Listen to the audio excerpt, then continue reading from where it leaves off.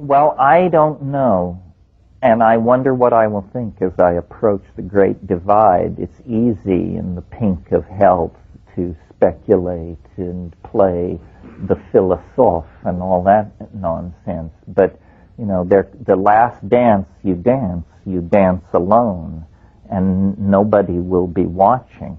But I have seen people die, and it is an inspiration. I hope to have that equanimity of mind. The other thing about death that needs to be said is we all imagine, I think, that we will have a leisurely, philosophical death.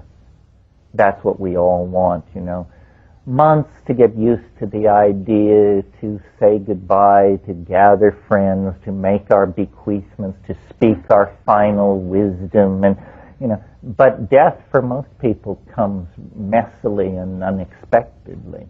And so I don't think you should live in an anticipation of the drama of your deathbed scene. Better to repair to the moment. Being a realist primarily, what I find always waiting when I return from these flights of philosophical fancy and imagination is my body, my history, my space, my time. And these things are all good. It's a great space, a great time, a great body, a great being to be.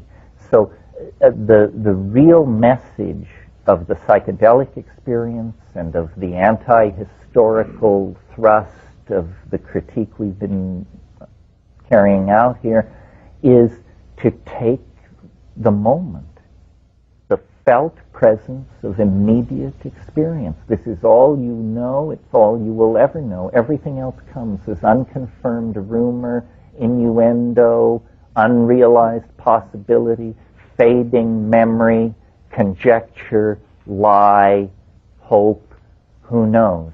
But in the moment of being, we have the completion of being.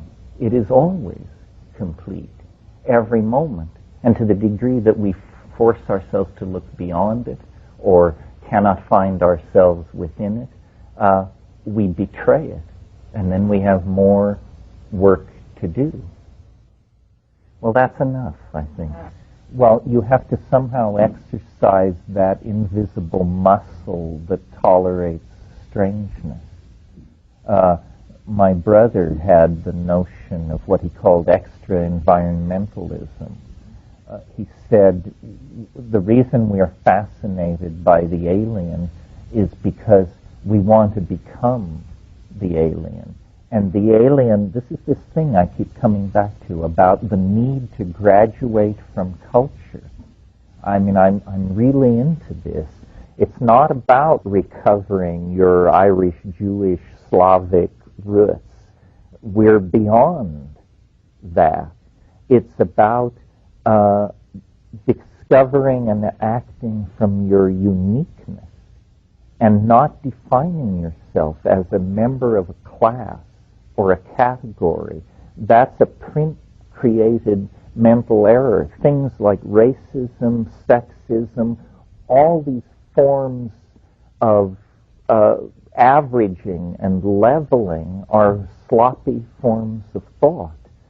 Have you ever noticed that race, for example, is a quality that adheres only to large groups of people? To speak of a race, you have to have a bunch of people. It's not a quality that adheres to an individual any more than an individual water molecule is wet.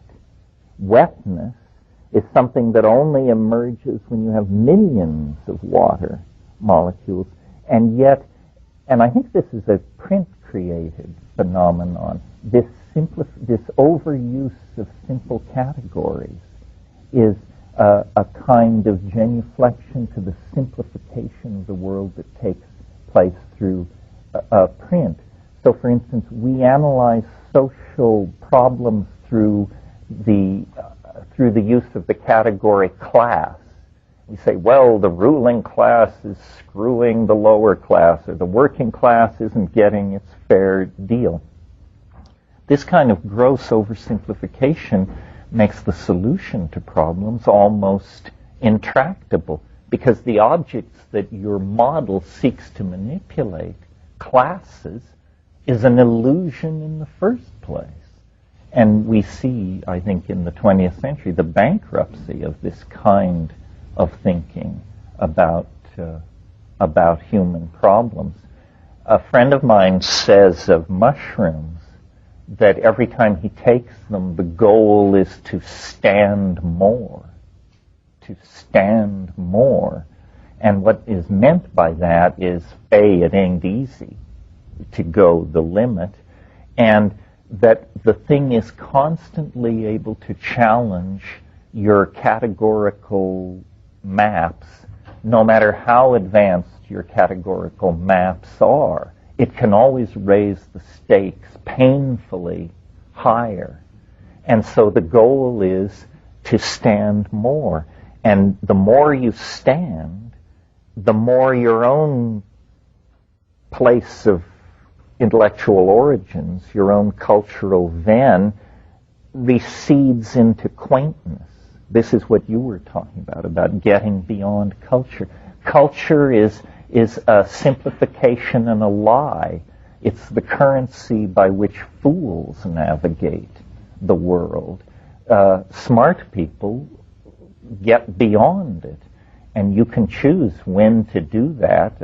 I don't think for myself it happened until my middle 40s, and then suddenly, because experience and maturation somehow found each other and carried me forward, I began to think like this. Before, I was, in a sense, a true believer. For all the psychedelic experiences and political activism and so forth and so on, I hadn't yet understood that culture was a vehicle that could only be ridden so far, and then beyond that lies the great and to be defined unknown of one's own individuality. And many people never get beyond the imposed neoteny of cultural conventionalism. As I said, it's insidious that in middle life, circumstances tend to deliver us money. Either our parents die or our professional activities finally pay off. And that money is usually the final nail in the coffin of ever evolving beyond cultural convention. Why should we? At last we've achieved the fruits of our labors, the good life, the comfortable dream. But it's the dream of anesthesia. You know, that feeling you feel is the gurney that's rolling you toward the tissue disposal ovens. Anyway, yeah, yeah, it does. I mean, you're right that cool, then, if you aren't cool, you go to incredible lengths to achieve it by ersatz means, by buying $3,500 sunglasses and getting tattooed, and, you know, but it can't really be faked. But the whole engine of marketing is designed to make you think that it can be faked.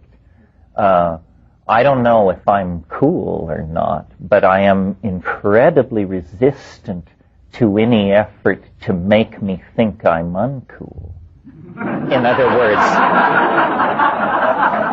because the answer always lies in commodification. You know, I'm not using the right body cologne, I'm not wearing the right Italian designer clothes, I don't slump with a half sneer on my face. All of these things which are marketed as the accoutrements of cool. So you get a clueless culture aping cool, and of course real cool can't be commodified. That's what makes it so cool and so maddeningly distant from the uncool.